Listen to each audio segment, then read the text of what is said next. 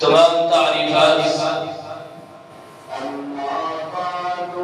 اس ذات کے لیے جس نے مجھے اور آپ کو دیکھنے کے لیے یہ دو آنکھیں دی۔ تمام تعریفات اس رب کے لیے جس نے بولنے کے لیے یہ خوبصورت زبان دی۔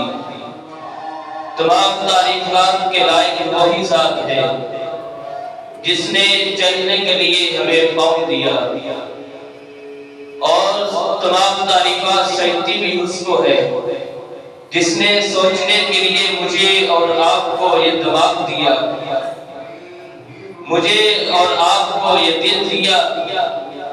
تمام تعریفات اس رب کے لیے جس نے مجھے اور آپ کو جناب محمد رسول اللہ صلی اللہ علیہ وآلہ وصحبہ وسلم کی امت میں سے پیدا کیا ہے۔ درود و سلام ہو امام الانبیاء، امام الاولین والآخرین، امام المرسلین، امام المجاہدین، جناب محمد رسول اللہ صلی اللہ علیہ وآلہ وصحبہ وسلم کی ذات اقدس پر۔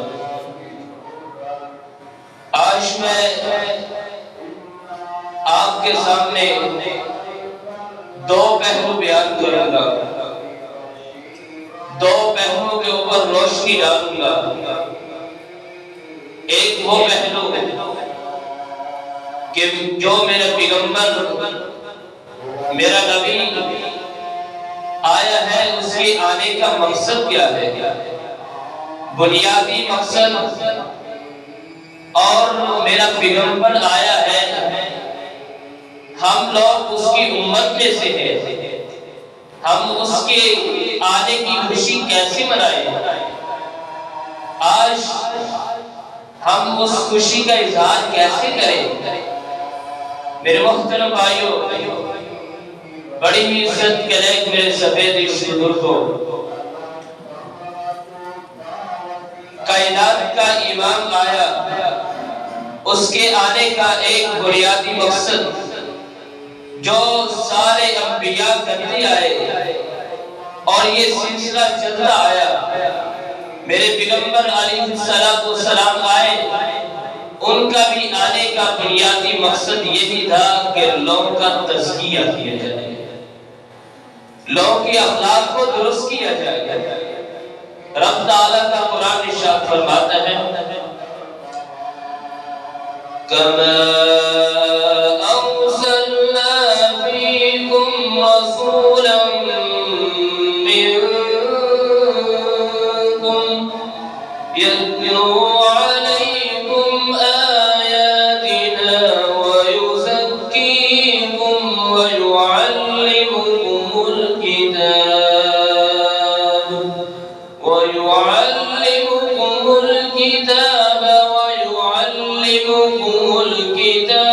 وَالْحِكْمَةَ۔ میرے پیغمبر کا آنے کا مقصد ہمارا تزکیہ ہے، وَيُعَلِّمُكُمُ الْكِتَابَ وَالْحِكْمَةَ۔ تزکیہ ہمارے اخلاق کو درست کرنا ہے۔ پیغمبر دوسرے بھی آئے، ان کے آنے کا مقصد بھی یہی تھا کہ لوگوں کے اخلاق کو درست کیا جائے، ان کو پروان چڑھایا جائے۔ تو میرا پیغمبر آیا، جو کبھی جو کوتاہی باقی تھی ان کو پورا کرنے کے لیے میرا نبی آیا تھا۔ میرے محترم بھائیو، آج ہم اپنی طرف نظر دوڑاتے ہیں، ہمارے اخلاق کیسے ہیں اور میرا پیغمبر کس لیے آیا تھا۔ بڑا افسوس ہوتا ہے کہ آج ہم بد اخلاقی کے جو نچلے درجے ہیں اس کے اندر غرق ہوتے ہی چلے جا رہے ہیں۔ آج ہماری جو اخلاق کا عروج جو پروان ہونی چاہیے تھی، آج وہ نظر نہیں آ رہی۔ میرے محترم بھائیو، ہمارے نبی کے آنے کا مقصد ہمارے اخلاق کو درست کرنا ہے۔ اخلاق اخلاق کسے کہتے ہیں؟ اخلاق کی عادت کو کہتے ہیں، رویے کو کہتے ہیں، ہمارا بول چال، ہمارے ڈیل کرنے کے انداز، ایک دوسرے سے ملنا اور گفتگو کرنا، رشتہ داری قائم کرنا، یہ سارے اخلاق کے اندر آتے ہیں۔ میرے محترم بھائیو، اخلاق حسنہ آج جو ہمیں اپنانا چاہیے تھا، آج وہ ہم سے خفا ہو گیا ہے۔ اخلاق حسنہ ہمارے اندر نہیں نظر آتا۔ مختصر وقت میں آپ کے سامنے 4 چیزیں بیان کرتا ہوں۔ جس انسان کے اندر 4 چیزیں داخل ہو جائیں، سمجھ لو اس نے اخلاق حسنہ کو پا لیا۔ سب سے پہلی چیز آپ نے یاد کرنا ہے، طرافت الوجہ۔ دوسری چیز لین الکلام۔ تیسری چیز کف الاذی، اور چوتھی چیز بدء الخیر۔ سب سے پہلے طرافت الوجہ۔ ہمارے اخلاق کے اندر ایک طرافت الوجہ بھی ہونا چاہیے۔ اس کا مطلب کیا ہے؟ چہرے کی امپریشن، چہرے کے تاثرات، چہرے کے تاثرات جو ہیں یہ ہمارے اخلاق پہ بہت زیادہ اثر انداز ہوتے ہیں۔ قرآن کے دائرہ آمنہ کے نار علیہ السلام کے اوپر یہ کلام کہنے والے کہتے ہیں، جب تک آپ کا چہرہ نہیں دیکھا تھا اس وقت سے آپ کا چہرہ کوئی برا نظر نہیں آتا، جب سے آپ کا چہرہ دیکھا ہے آپ کے چہرے سے زیادہ کوئی مقدس اور پاکیزہ چہرہ نظر نہیں آتا۔ یہ چہرے کے بھی تاثرات ہوتے ہیں، یہ ہماری آنکھیں، ہمارے رخسار، ان کے بھی تاثرات ہوتے ہیں۔ اس لیے تو رسول اللہ صلی اللہ علیہ وسلم فرماتے ہیں، صحیح مسلم کی روایت ہے، آپ علیہ السلام فرماتے ہیں، لا تحقرن من المعروف شیئا، اے میری امت کے لوگوں، کسی نیکی کو بھی حقیر نہ سمجھا، کسی نیکی کو بھی حقیر نہ سمجھنا۔ کیوں؟ آپ علیہ السلام فرماتے ہیں، اگر تم اپنے بھائی کو ملتے ہو تر و تازگی کے چہرے کے ساتھ، بشاشت اور مسکراہٹ کے ساتھ، تو اس کی آدھی تکلیف دور ہو جاتی ہے، اور اس کے بدلے میں اللہ تمہارے نامہ اعمال میں صدقہ دیتا ہے۔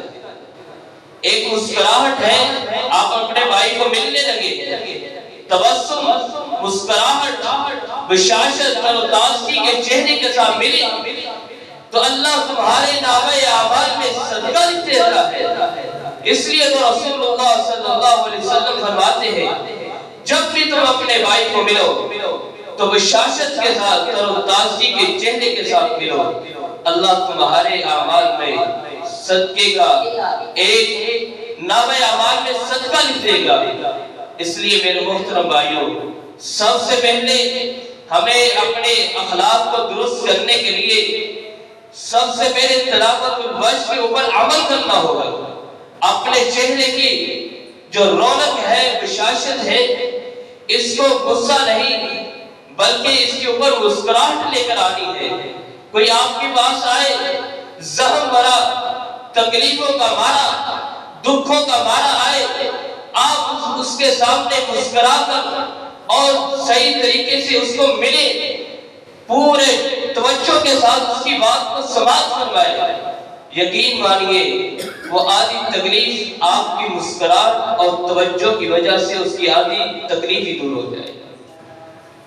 اس لیے سب سے پہلے طرافت الوجہ، اپنے اخلاق کو درست کرنے کے لیے طرافت الوجہ کو اپنانا ہوگا۔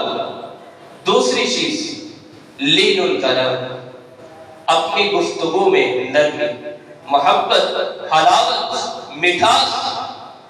مٹھاس بڑے غور بولیے۔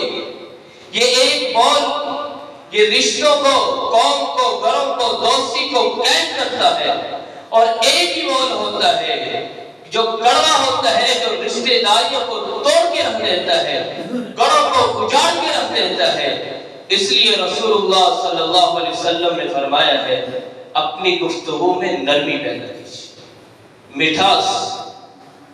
رسول اللہ صلی اللہ علیہ وسلم جب بھی بولتے نرم الفاظ استعمال کیے گئے، میٹھے بولتے۔ لیکن یاد رکھنا دنیا میں ہر بیماری کا علاج موجود ہے، لیکن علاج موجود نہیں، یہ ہماری زبان کی کڑواہٹ کا علاج موجود نہیں ہے۔ آج اولاد نافرمان ہے، وجہ کیا ہے؟ آج گڑ کچڑے اجڑے نظر آ رہے ہیں، وجہ کیا ہے؟ اس کی بنیادی وجہ ہی یہ ہے کہ آج ہمارے الفاظ کڑوے ہو چکے ہیں، ہمارے دین الکلام کی بجائے اس کے اوپر سختی آ چکی ہے۔ آج میاں بیوی، بیوی میاں سے، اور ماں باپ اولاد سے، اولاد ماں باپ سے کیوں دور ہے؟ اسی وجہ سے، زبان کی کڑواہٹ کی وجہ سے۔ زبان کے اندر وہ مٹھاس نہیں رہی جو میرا پیغمبر لانا چاہتا تھا۔ میرے محترم بھائیوں، آج اولاد کیوں باغی ہے؟ اس لیے باغی ہے، کیوں نافرمان ہے کہ ماں باپ چاہتے ہیں ہم ان کے اوپر حکمرانی کریں، ان کو اپنے ہاتھوں کے نیچے رکھیں، ان کو عزت نہیں دیتے۔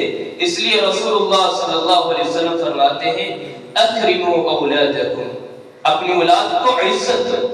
جب عزت ہوگے، یہی ہے جو تمہاری زندگی میں لوٹنے والے ہیں، یعنی بڑھاپے میں تمہیں سنبھالنے والے، یہ تمہاری اولاد ہی ہے، ان کو عزت دو۔ اس لیے رسول اللہ صلی اللہ علیہ وسلم کا یہ طریقہ کار ہوا کرتا تھا، جب بھی آپ کی بیٹی آتی رسول اللہ صلی اللہ علیہ وسلم کھڑے ہوتے، استقبال کرتے اور لا کر ان کو چارپائی پہ بٹھاتے، پہلے بیٹی کو بٹھاتے، بعد میں آپ بیٹھتے۔ اکرموا اولادکم، زبان میں مٹھاس پیدا کیجیے، الفاظوں میں محبت، حلاوت۔ آج رشتے جڑ سکتے ہیں، آج رشتے قائم ہو سکتے ہیں، لیکن اس کے لیے ایک کام کرنا ہے، لین الکلام، اپنے الفاظوں میں نرمی پیدا کیجیے، حلاوت، محبت، مٹھاس پیدا کیجیے۔ تیسری چیز کہ جس کے ساتھ ہمارے اخلاق درست ہو سکتے ہیں، جو ہمارا پیغمبر ہمیں اخلاق کی حسنہ دینے آیا تھا، بدء الخیر، کسی کے ساتھ احسان کرنا۔ اگر کوئی آپ کے پاس آیا ہے، آپ کے پاس اتنی استطاعت ہے کہ آپ اس کا کام کر سکتے ہیں تو کر گزریے، یہ بھی اخلاقی حسنہ ہے۔ چوتھی چیز، رسول اللہ صلی اللہ علیہ وسلم کے فرمان کے مطابق کف الاذی، آپ کے اخلاق میرے اور آپ کے اخلاق درست ہو سکتے ہیں۔ جو میرا پیغمبر ہمیں اخلاقی حسنہ دینے آیا تھا، وہ ہمارے اخلاق بن سکتے ہیں، لیکن اس کے لیے ہمیں کف الاذی کو بھی اپنی زندگی میں لانا۔ اس کا مطلب کیا ہے کہ آپ کے جسم سے، آپ کے وجود سے، آپ کے ہاتھوں سے، آپ کی زبان سے، آپ کے پاؤں سے، آپ کے پورے وجود سے کوئی دوسرا پڑوسی، کوئی دوسرا آدمی، کوئی دوسرا انسان، کوئی رشتہ دار، کوئی اپنا، کوئی غیر تنگ نہ ہو۔ کف الاذی کا مطلب یہ ہوتا ہے کہ کوئی ساتھ والا آپ سے تکلیف محسوس نہ کرے، اذیت محسوس نہ کرے۔ رسول اللہ صلی اللہ علیہ وسلم اس لیے فرماتے ہیں، صحیح روایت ہے، المسلم من سلم المسلمون من لسانه ويده۔ آپ علیہ السلام سے پوچھا گیا افضل مسلمان کون ہے؟ آپ نے یہ نہیں کہا نماز پڑھنے والا، زکات دینے والا، صدقہ و خیرات کرنے والا، حج کرنے والا۔ آپ نے یہ نہیں کہا جہاد پہ نکلنے والا۔ آپ نے فرمایا افضل مسلمان وہی ہوتا ہے جس کے ہاتھ اور زبان سے دوسرا مسلمان محفوظ رہے۔ آپ علیہ السلام فرماتے ہیں سب سے افضل مسلمان کو ہوتا ہے۔ آج ہمارے اخلاق درست ہو سکتے ہیں، لیکن اس کے لیے ہمیں چار چیزیں اپنانی ہیں۔ سب سے پہلے تلافت الوجھ، دوسری چیز لین الکلام، چوتھی چیز بدء الخیر، اور اسی طرح کف الاذی۔ یہ چار چیزیں جس کے اندر اور جو ان کو اپنا لے سمجھ لو اس نے اخلاق حسنہ کو پا لیا ہے۔ میرے محترم بھائیوں، اس کی اہمیت کو ہم نہیں جان سکتے۔ رسول اللہ صلی اللہ علیہ وسلم فرماتے ہیں کتنی اہمیت ہے، انما بعثت لاتمم مکارم الاخلاق، مکارم الاخلاق۔ آپ علیہ السلام فرماتے ہیں دنیا کائنات کے لوگوں، مجھے رب کائنات نے بھیجا ہے تو اس کا ایک بنیادی مقصد یہ ہے کہ میں تمہارے اخلاق کو درست کرنے کے لیے آیا، پورا کرنے کے لیے آیا۔ کتنی اہمیت ہے۔ رسول اللہ صلی اللہ علیہ وسلم فرماتے ہیں کہ اللہ رب العزت فرماتے ہیں ان من احبکم الی واقربکم، صحیح حدیث کے مطابق سب سے زیادہ جو اللہ کو محبوب لگتا ہے اور سب سے زیادہ جو اللہ کے قریب بندہ ہوتا ہے وہ کون سا ہے؟ آپ علیہ السلام فرماتے ہیں وہ انسان ہے جس کی اخلاق حسن ہے، جس کی اخلاق درست ہے، جس کی عادتیں درست ہے، جس کا رویہ اچھا ہے، جس کا ڈیل کرنے کا انداز اچھا ہے، جس کی اخلاق حسنہ ہے، وہ انسان اللہ کو سب سے زیادہ محبوب و پسند لگتا ہے۔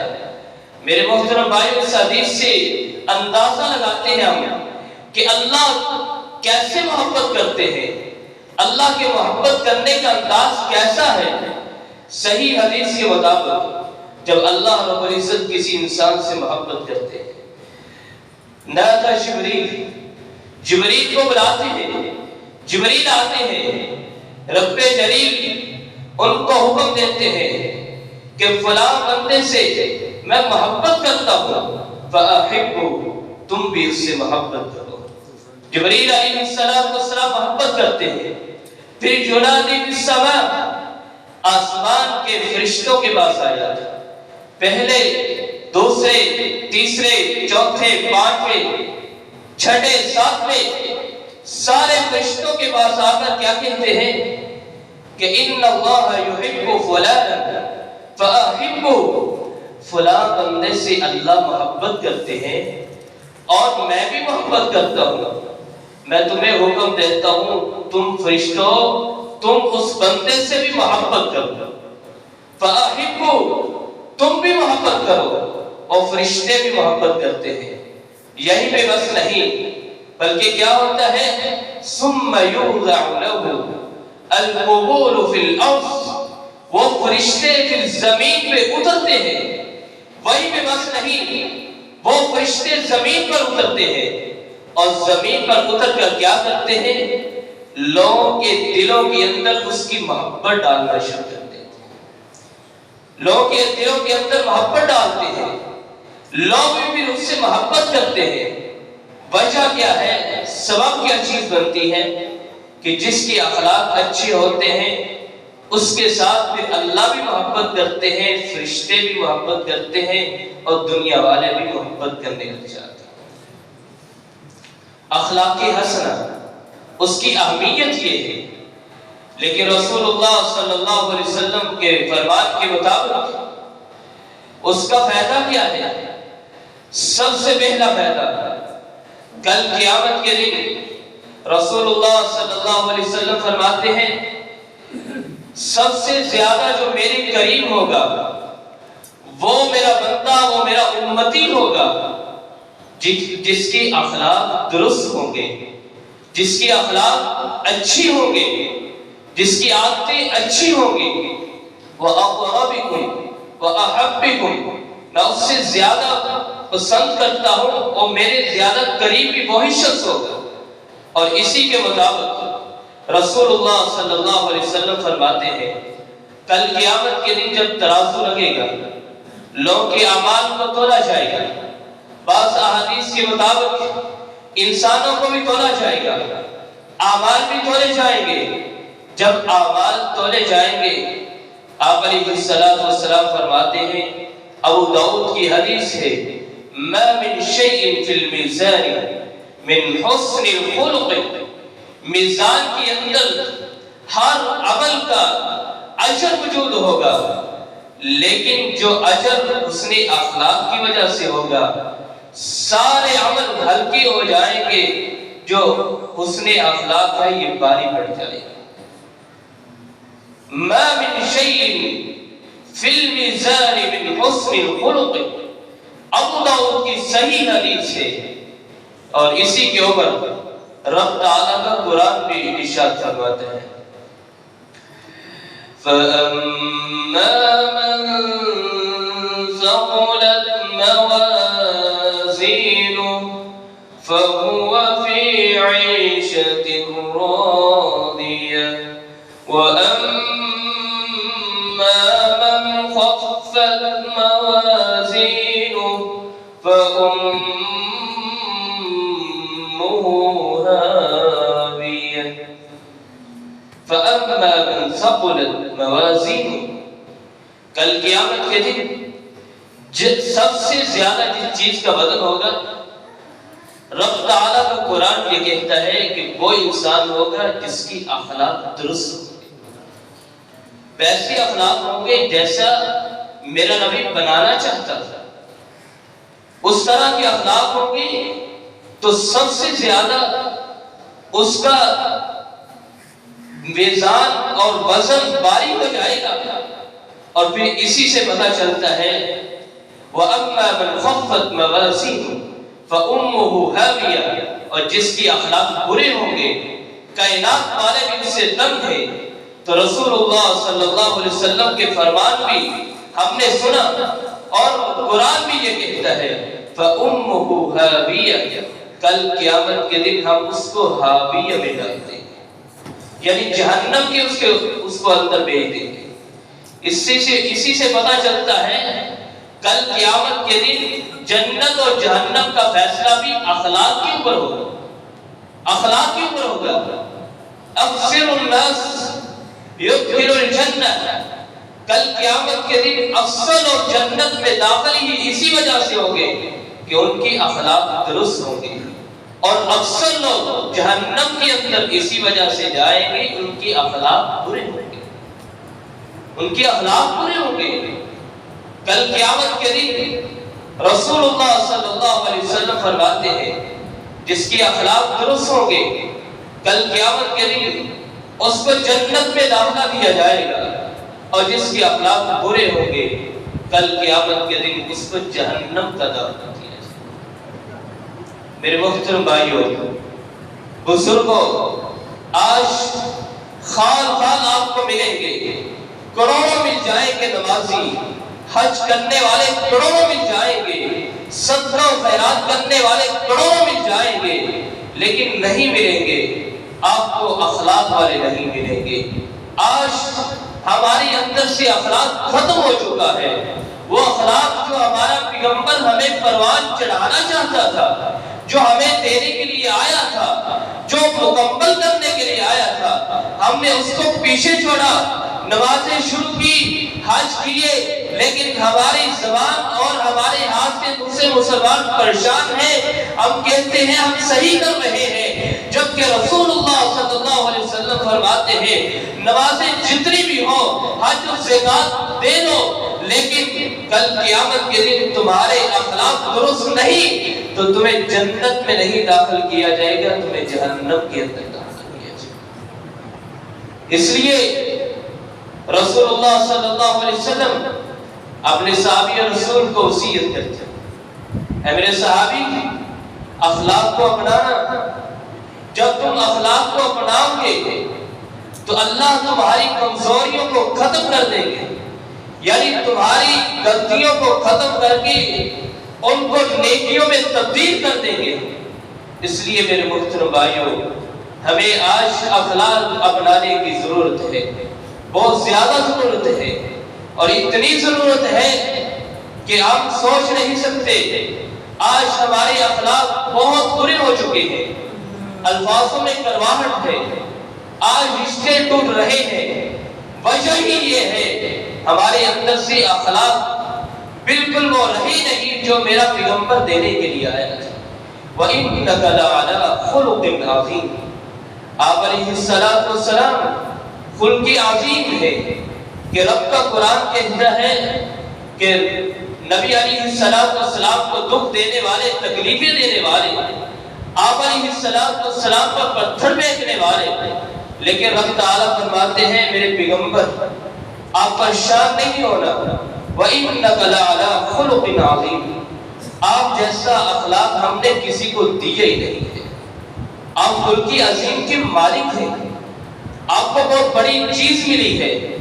آج اگر دنیا میں وہ انسان موجود ہے جس کے پاس مال روپے بہت زیادہ ہے، کوٹیاں ہیں، بنگلے ہیں، پلازے ہیں، لیکن اس کے پاس اس نے اخلاق نہیں، تو سمجھ لیجئے اس کے پاس کوئی چیز بھی نہیں ہے۔ اگر ہمارے پاس اس نے اخلاق ہے، ہمارے پاس اچھے رویے ہیں، اچھی عادتیں ہیں، اگر ہمارے ہاتھ اور زبان سے دوسرے مسلمان محفوظ ہیں، تو میرے محترم بھائیوں ایسے ہی ہے جیسے کائنات کی ہر چیز ہمارے پاس موجود ہے۔ آج ہمیں اخلاق اپنانے کی ضرورت ہے۔ دوسرا پہلو کہ میرا پیغمبر آیا تھا، اس کا بنیادی مقصد ہمارے اخلاق کو درست کرنا تھا۔ دوسرا پہلو کون سا ہے کہ ایک کوئی آئے ہمارے پاس، ہمیں خوشی ہوتی ہے، الگ الگ انداز ہوتے ہیں خوشی منانے کے، تو میرا پیغمبر آیا ہے تو ہم کیسے خوشی منائیں، ہم کیسے استقبال کریں، ہم کیسے اپنی خوشی کا اظہار کریں، کیا طریقہ ہے، کون سا انداز اپنائیں۔ آج جو لوگ بنا رہے ہیں، آج جو دنیا میں چل رہا ہے رواج، آج جو معاشرے کے اندر رواج چل رہا ہے، کیا میرے پیغمبر نے یہ کہہ کر گئے تھے، یہ حکم دیا تھا؟ میرے محترم بھائیوں، سب سے پہلے یہ ذہن میں بات رکھیے، انداز مختلف ہے۔ میرا پیغمبر آیا ہے، اس کے آنے پہ خوشی ہم مناتے ہیں، لیکن ویسے نہیں جیسے معاشرے والے مناتے ہیں، ہم ویسے مناتے ہیں جیسے میرے نبی نے خود منایا تھا۔ کیسے منایا تھا؟ کیسے منایا تھا وہ بھی آپ کے سامنے میں واضح کرتا ہوں۔ انداز مختلف ہے۔ میرے نبی علیہ السلام آئے، ان کے آنے کی خوشی ہر ایک کو ہے، لیکن کیسے منائے؟ ایک انسان، موحد انسان، توحید پرست انسان، جو قرآن و سنت کو سمجھنے والا ہے، وہ ایک ہی دن کے اندر اپنے نبی کے آنے پہ 11 مرتبہ خوشی مناتا ہے۔ 11 مرتبہ خوشی مناتا ہے۔ آپ حیران ہوں گے وہ کون سا طریقہ ہے؟ ہماری تو صبح اور شام نہیں ہوتی، منحوس ہو جاتی ہے کہ ہم اپنے پیغمبر کے آنے پہ خوشی نہ منائیں۔ کیسے خوشی؟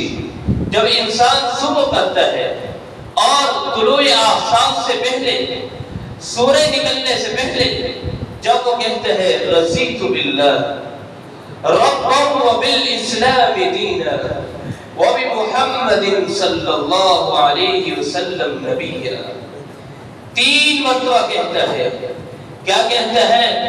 اے اللہ تیری ربوبیت پہ میں خوش ہو چکا ہوں، اے اللہ تیرے خالق و مالک ہونے پہ میں خوش ہو چکا ہوں، وبالاسلام دینا، اور جو تو نے شریعت و دین بھیجا ہے اے رب کائنات میں اس میں بھی خوش ہو چکا ہوں۔ اور پھر انسان، یہ مومن بندہ کیا کہتا ہے؟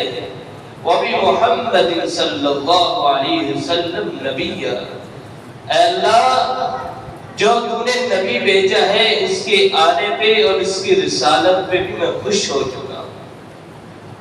انسان خوشی مناتا ہے، انسان خوش ہو جاتا ہے۔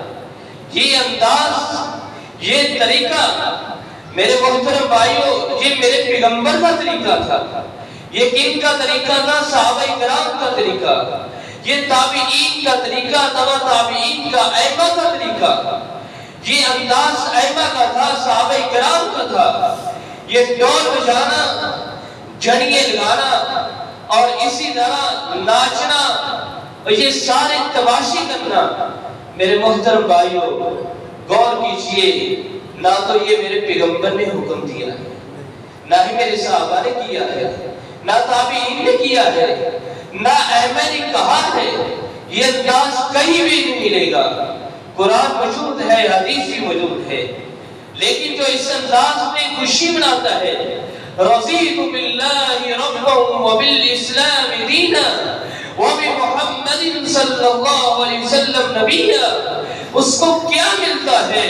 رب کائنات فرماتے ہیں، امام کائنات فرماتے ہیں، امام کائنات کیا ارشاد فرماتے ہیں؟ کان حقا، جو انسان اس طرح، اس انداز سے، اس طریقے سے خوشی کا اظہار کرتا ہے، کل قیامت کے دن جب اللہ کی عدالت میں پیش ہوگا، کہے گا اللہ میں خطا کار ہوں، اے اللہ میں نے بہت گناہ کیے، پاؤں سر سے لے کے پاؤں تک اور زمین و آسمان کے خلاف بڑھ دیے، میں نے بہت زیادہ گناہ کیے، خطا کار بھی ہوں، میں پاپی ہوں، لیکن اے اللہ میں نے تیرے نبی کے آنے میں خوشی اس طرح منائی ہے۔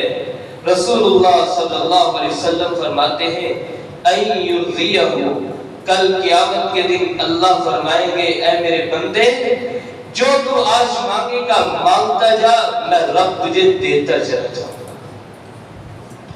رضیت باللہ ربا وبالاسلام دینا وبمحمد نبیا، کروڑوں روپے خرچ کرنے والے، آج اپنے مال کو لٹانے والے، میرے محترم بھائیوں کہاں پہ یہ طریقہ ہے؟ یہ انداز کن کا ہے؟ یہ انداز مسلمانوں کا نہیں، یہ تو ان کا انداز ہوتا ہے جو آپ سے دل سے محبت نہیں کرتے۔ کوئی آپ سے کہے میں آپ سے محبت کرتا ہوں، لیکن نہ تو وہ آپ کے طریقہ اس کو پسند ہو، نہ اس کو آپ کا کوئی اس طرح کا عمل پسند ہو، لیکن کہے میں آپ سے محبت کرتا ہوں، آپ دل ہی دل میں محسوس کریں گے یہ تو دھوکے باز ہے۔ آپ ضرور پہچانیں گے یہ محبت کرنے والا نہیں، یہ مجھے ڈنگ لگانے والا ہے۔ میرے محترم بھائیوں، اس انداز میں خوشی منانا، کس انداز میں؟ جس طرح میرے پیغمبر نے کہا ہے، 5 وقت موسم کہتا ہے اللہ اکبر اللہ اکبر، اللہ کی صدا کو بلند کرتا ہے۔ کیسے یہ بندہ مومن ایک دن کے اندر 11 مرتبہ اپنے پیغمبر کے آنے پہ خوشی مناتا ہے؟ 5 مرتبہ موسم کہتا ہے اللہ اکبر اللہ اکبر۔ ہر انسان جب اذان کو سنتا ہے، اذان سننے کے بعد جب اذان مکمل ہوتی ہے اس کے بعد کہتے ہیں اللہم رب هذه الدعوة التامة، دعا کو مکمل کرتا ہے، درود پڑھتا ہے، اس کے بعد کیا کہتا ہے؟ رضیت باللہ ربا وبالاسلام دینا وبمحمد نبیا۔ 5 وقت اذان ہوئی، اذان کے بعد کیا اس نے دعا پڑھی اور کیا کہا؟ اللہ میں تیری ربوبیت پہ خوش ہو چکا ہوں، تیرے نبی کے آنے اور رسالت پہ خوش ہو چکا ہوں۔ رسول اللہ صلی اللہ علیہ وسلم فرماتے ہیں جو اس طریقے سے خوشی کا اظہار کرتا ہے، اس طریقے سے خوشی مناتا ہے اور اس کا انداز یہ ہوتا ہے، آپ علیہ السلام کا فرمان بھی سن لیجئے۔ آپ فرماتے ہیں وَجَبَتْ لَهُ شَفَاعَتِي يَوْمَ الْقِيَامَةِ، کل قیامت کے دن میرے اوپر واجب ہے کہ جو اس طریقے سے کہ 5 وقت نماز پڑھے، اللہ کی صدا بلند ہو اور پھر دعا پڑھے، اس کے بعد کہے میں نبی کے آنے اور اس کی رسالت، اس کو رسالت ملنے پہ میں خوش ہو چکا ہوں۔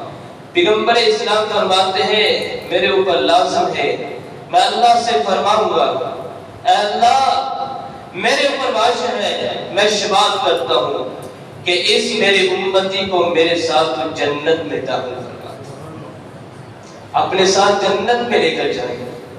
کس کو؟ جو 5 وقت اذان سننے کے بعد کہتے ہیں رضیت باللہ ربا وبالاسلام دینا وبمحمد نبیا۔ میرے محترم بھائیوں، کیا طریقہ تھا؟ رسول اللہ صلی اللہ علیہ وسلم جب پیدا ہوئے، آپ علیہ السلام پیدا ہوئے، جس سال آپ علیہ السلام پیدا ہوئے کون سا سال تھا؟ اس سال کے اندر جو سوموار وہ کس دن اور کس طریق کو آیا تھا؟ رسول اللہ صلی اللہ علیہ وسلم جس سال میں پیدا ہوئے، ریاضی دان لکھتے ہیں کہ اس سال میں جو سوموار ہے کس طریق کو آیا تھا؟ 9 تاریخ کو، اور اسی طرح 16 تاریخ کو اور 23 تاریخ کو سوموار اس سال میں آیا تھا۔ لیکن رسول اللہ صلی اللہ علیہ وسلم صحیح حدیث کے مطابق آپ علیہ السلام 9 ربیع الاول کو پیدا ہوئے، 9 ربیع الاول کو پیدا ہوئے آپ علیہ السلام۔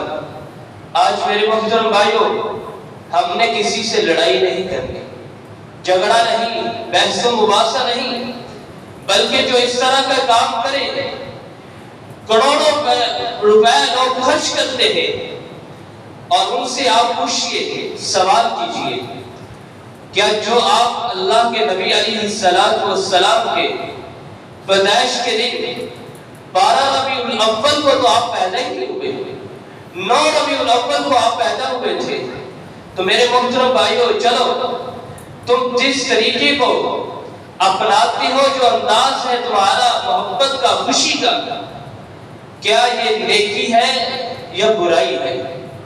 یقیناً وہ سمجھدار انسان کو کہے گا نیکی کا کام ہے، برا کام تو نہیں کہ اللہ کے نبی اس دن پیدا ہوئے اور یہ برا کام ہے ہم خوشی منائیں، نہیں، نیکی کا کام ہے، ٹھیک ہے، نیکی کا کام ہے۔ آپ اس سے پوچھئے، یہ قرآن بھی موجود ہے اور احادیث بھی موجود ہے، آپ ان سے پوچھئے کیا جو طریقہ آپ کا ہے کیا قرآن میں ہے یا حدیث میں ہے؟ آپ اس سے پوچھئے جو طریقہ آپ کا محبت کا، انداز کا، جس طریقے سے آپ خوشی مناتے ہیں، کیا میرے پیغمبر کو بھی اس کا علم تھا؟ 63 سال اللہ کے نبی علیہ السلام آپ نے زندگی بسر کی، لیکن ایک مرتبہ بھی اللہ کے نبی علیہ السلام نے اپنی زندگی میں نہ اس طرح خوشی منائی ہے اور نہ اس طرح خوشی منانے کا اپنے صحابہ کو حکم کیا، بلکہ کیا طریقہ، وہ آپ نے طریقہ سنا ہے، آپ کا کیا طریقہ تھا؟ کانا یصوم، آپ علیہ السلام روزہ رکھتے تھے، اس دن روزہ رکھتے، ابو قتادہ رضی اللہ تعالیٰ عنہ پوچھتے ہیں، اے اللہ کے نبی کیا وجہ ہے؟ آپ بڑا اہتمام کرتے ہیں، سوموار پر روزہ رکھتے ہیں، اس کا بنیادی مقصد کیا ہے، وجہ کیا ہے؟ بڑا اہتمام کرتے ہیں۔ قرآن کے دائدار آمنہ کے ذر یتیم علیہ السلام فرماتے ہیں، هَذَا يَوْمٌ وُلِدْتُ فِيهِ، اے میرے صحابی پوچھنے والے، میں اس دن پیدا ہوا تھا، اس دن مجھے رسالت ملی تھی، اس لیے میں اس دن کا روزہ رکھتا ہوں۔ میرے پیغمبر کا انداز یہ ہے، ہر سوموار کو روزہ رکھیں۔ اگر آپ سچے محب ہیں، سچی ہم محبت کرنے والے ہیں، تو ہم اپنے ضمیر سے پوچھیں، اپنے اندر جا کے، کہ ہم اپنے پیغمبر کے آنے پہ خوشی اس طرح مناتے ہیں؟ اگر ہم سچے محب ہیں، سوموار کو روزہ رکھتے ہیں، میرے محترم بھائیوں، میرے پیغمبر کا انداز یہ تھا۔ چلو ٹھیک ہے، صحابہ کرام کی زندگی کو دیکھیے، آپ کہتے ہیں قرآن کو بھی چھوڑتے ہو، حدیث کو بھی چھوڑتے ہو، نہ تو یہ طریقہ قرآن میں موجود ہے نہ حدیث میں موجود ہے۔ صحابہ کرام رضوان اللہ مجمعین آپ سے محبت کرنے والے، ابو بکر صدیق کا ہاتھ دیکھیے، اللہ کے نبی علیہ السلام جب وفات پائی، بعد میں آپ کی محبت کا ہاتھ دیکھیے، کیسی محبت تھی، دونوں گھٹنوں میں اپنا سر لے کر بیٹھ جاتے اور رونا شروع کرتے، کہتے ہیں اس دن کا انتظار کر رہا ہوں، کس دن جا کر اپنے نبی کو میں ملوں گا۔ میرے محترم بھائیوں، 2 سال اللہ کے نبی علیہ السلام کے وفات کے بعد 2 سال زندگی گزاری ہے، لیکن 2 سال میں یہ کام نہیں کیا جو آج ہم کر رہے ہیں، جو آج سال پہ سال جو ہم خوشی منا رہے ہیں، یہ خوشی میرے پیغمبر نے اور میرے صحابہ نے نہیں منائی تھی۔ جناب عمر فاروق رضی اللہ تعالیٰ عنہ کتنی محبت کرنے والے میرے محترم بھائیوں، کتنی محبت کرنے والے، لیکن 12 سال آپ کے بعد زندہ رہے، ایک مرتبہ بھی نہیں بنایا۔ جو لوگ اس طرح کے کام کرتے ہیں آپ ان سے پوچھئے، کیا عثمان رضی اللہ تعالیٰ عنہ اللہ کے نبی علیہ السلام کے بعد کون سے عثمان جن کے بارے میں اللہ کے نبی علیہ السلام نے کہا تھا عثمان اگر میرے پاس ایک اور بیٹی ہوتی تو میں تمہارے نکاح میں دے دیتا۔ اس عثمان رسول اللہ صلی اللہ علیہ وسلم کے بعد خلافت کی تھی، لیکن انہوں نے 4 سال خلافت کی جناب عمر رضی اللہ تعالیٰ عنہ کے جانے کے بعد، لیکن 4 سال کے اندر انہوں نے ایک دن بھی ایسے نہیں منایا۔ علی رضی اللہ تعالیٰ عنہ کو دیکھ لیجئے، کون سے علی جن کے نکاح میں میرے پیغمبر کی بیٹی ہے، ان کو دیکھ لیجئے، انہوں نے بھی خلافت کی ہے، حکومت کی ہے، لیکن یہ انداز نہیں بنایا جو آج ہمارے، لیکن انہوں نے 4 سال خلافت کی جناب عمر رضی اللہ تعالیٰ عنہ کے جانے کے بعد، لیکن 4 سال کے اندر انہوں نے ایک دن بھی ایسے نہیں منایا۔ علی رضی اللہ تعالیٰ عنہ کو دیکھ لیجئے، کون سے علی جن کے نکاح میں میرے پیغمبر کی بیٹی ہے، ان کو دیکھ لیجئے، انہوں نے بھی خلافت کی ہے، حکومت کی ہے، لیکن یہ انداز نہیں بنایا جو آج ہمارے معاشرے کے میرے محترم بھائیوں، آج ہمیں اپنے پیغمبر کے آنے کی خوشی ہے، لیکن خوشی کو کیسے منائے؟ پیغمبر کے آنے کی خوشی کس دن ہے؟ 9 ربیع الاول کو ہے۔ 12 ربیع الاول کو میرا پیغمبر وفات پا گیا تھا۔ جناب فاطمہ رضی اللہ تعالی عنہ جو لوگ 12 ربیع الاول کو جشن مناتے ہیں، عید مناتے ہیں، ان کو یہ بھی غور کرنا چاہیے، اس قول کو یاد کرنا چاہیے۔ جناب فاطمہ رضی اللہ تعالی عنہ فرماتی ہے، صبت علی وسائب لو انہا صبت، اگر یہ مصیبت 12 ربیع الاول کو جو مصیبت ہمارے اوپر آئی ہے، اگر یہ دنوں کے اوپر آ جاتی تو سارے دن ہی رات میں تبدیل ہو جاتے۔ میرے پیغمبر جب گئے تو اتنا کم تھا، لیکن آج میرے محترم بھائیوں ہماری جھوٹی محبت کے دعوے ہمارے سامنے ہیں۔ آج کیسی محبت ہے؟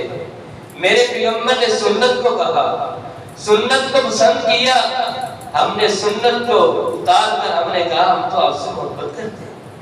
ہم نے 5 وقت کی نماز کو چھوڑا، ہم نے کہا ہم آپ سے محبت کرتے ہیں۔ کیسے؟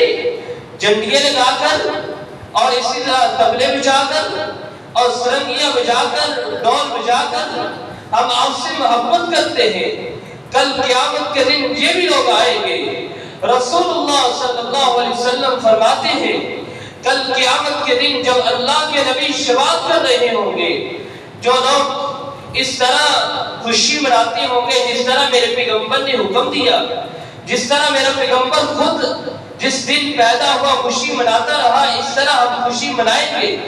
کل قیامت کے دن اللہ بھی کہیں گے آؤ میرے عرش کے سائے کے نیچے، اور جناب محمد رسول اللہ صلی اللہ علیہ وسلم فرمائیں گے آؤ میرے ہاتھوں سے پانی تو پی لو، تم تو میرے اصل امتی ہو، تم ہی تو ہو۔ لیکن کچھ لوگ آئیں گے، نمازیں بھی پڑھتے ہوں گے، روزے بھی رکھتے ہوں گے، حج اور زکات بھی دیتے ہوں گے، لیکن میرے محترم بھائیوں اللہ کے نبی علیہ السلام کے دین کو بدل دیا۔ آپ کے دین کے اندر نئی چیزیں شامل کی ہوگی۔ کون سی نئی چیزیں؟ وہ بھی لوگ آئیں گے، ہم بھی آئیں گے، وہ بھی آئیں گے جنہوں نے 2 عیدیں اللہ نے ہمیں دی ہیں، لیکن تیسری عید بھی منائی، تیسری عید کو بھی دین کے اندر شامل کیا۔ میرے پیغمبر نے ایسی خوشی نہیں منائی کہ عید کو ہمارے اندر شامل نہیں کیا، لیکن انہوں نے شامل کیا۔ یہ بھی لوگ جب آئیں گے ان کے چہرے چمک رہے ہوں گے، پیغمبر اسلام ان کا استقبال کریں گے، پاس آئیں گے، لیکن ساتھ ہی جب قریب ہو جائیں گے، اتنا قریب ہو جائیں گے، میرا پیغمبر ان کو پانی دینے لگے گا، जल्दी से फरिश्ते पीछे खींच लेंगे। पीछे कहाँ चलेंगे? क्यों खींचेंगे? अल्लाह के नबी अलैहिस्सलाम उस वक्त शफाअत कर रहे होंगे। कौन सा दिन होगा? जरा सोचिए, जिस दिन मेरी माँ, मेरा बाप, मेरा भाई, मेरी बहन, मेरे रिश्तेदार, मेरे दोस्त मुझे छोड़ देंगे, लेकिन मेरा पैगंबर क्या कह रहा होगा? रब्बे उम्मती, रब्बे उम्मती। उम्मत की फिक्र होगी। लेकिन उस वक्त ये लोग आएंगे जिन्होंने दीन को बदला और समझने और ना समझने के बावजूद लोगों के पीछे चले। ना तो कुरान में ये चीज मौजूद है, ना हदीस में मौजूद है। उस तरीके को अपनाया जो ना मेरे रब ने कहा, ना मेरे पैगंबर ने कहा, उस अंदाज को अपनाया। कल क़यामत के दिन होगा जब ये लोग आएंगे, जब फरिश्ते इनको पीछे खींचेंगे, तो मेरे मोहतरम भाइयों, रब ताला फरमाएंगे, फरिश्तों से पूछा जाएगा। आप अलैहिस्सलाम फरमाएंगे, ऐ फरिश्तों, ये तो मेरा असल उम्मती है, ये तो मेरी उम्मती है, मेरी उम्मत है, इसको आगे आने दो, क्यों इसको पीछे धकेल रहे हो? बताया जाएगा, ऐ इमाम कायनात, आपकी उम्मत में से मानते हैं, आपकी उम्मत में से है, आपने पहचान लिया, सब कुछ ठीक है, लेकिन एक चीज इनके अंदर ये थी कि जब आप वफात पा गए, आपके बाद इन्होंने आपके दीन के अंदर तब्दीली की और दीन को बदल कर रख दिया। लोगों को भी ऐसे ऐसे टोटके बताए, लोगों को भी ज़हनों को मुंतशिर कर दिया। इन्होंने दीन के अंदर नई चीजों को पैदा किया था। रसूलुल्लाह सल्लल्लाहु अलैहि वसल्लम तब फरमाएंगे, सुकन सुकन सुकन, दफा हो जाओ, दूर हो जाओ, मेरे करीब ना आना। मेरे मोहतरम भाइयों, आज ये दो तरीके हैं, या तो फिर अपने नबी की शफाअत में मुस्तहिक बन जाए, या फिर अपने नबी की शफाअत से इनकार कर दे, या तो फिर कल क़यामत के दिन अपने नबी के हाथों से हौज़े कौसर पी लेंगे। हम अगर खुशी को इस तरह मनाएंगे जिस तरह मेरे रब ने और मेरे पैगंबर ने मनाया है, तो कल क़यामत के दिन हौज़े कौसर का पानी भी पिएंगे, हमारा नबी इस्तिग़फ़ार करेगा। अगर उस तरह मनाएंगे जिस तरह ना तो रब्बे कायनात ने हुक्म दिया, ना ही हदीस में मौजूद है, ना साहबे